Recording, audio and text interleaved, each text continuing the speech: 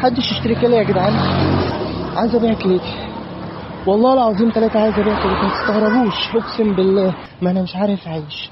فاتح، المفروض ان انا فاتح بيتين، بيت امي وبيت زوجتي مراتي اللي انا متجوزها دي. انا ابن وحيد، انا ابن وحيد على امي وابويا. تمام. المفروض ان انا اكل والدتي واشرب والدتي واجيب لها علاجي واكسيها اجي واكسيها، ومراتي نفس الكلام. تمام. ومراتي على وش ولاده كام شهر ان شاء الله كده وهتولد. ما عارف هولدها منين. الدكتور قال لي دكتور دلوقتي في 7000 جنيه ولا 10000 جنيه. هولدها منين؟ اعمل ايه؟ اعمل ايه وانا مرتبي 3000 جنيه في الشهر؟ المفروض اعمل كل ده، ادفع اقساطي، الاقساط اللي عليا بسبب جوازي. تمام. ما عشان اعف نفسي، ما انا عارف ان ايام ما امشي بقى ايه زنا وقرف.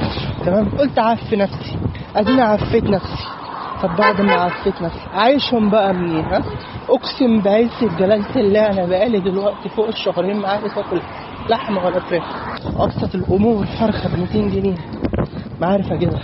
اقسم بالله بروح اجيب حاجه اسمها هياكل فراخ، عفشات لو مؤاخذه، كنا بناكلها للكلاب.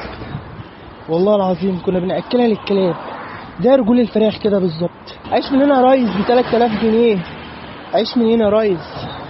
اعمل ايه؟ فانا عايز ابيع كليتي والله العظيم، عايز ابيع كليتي.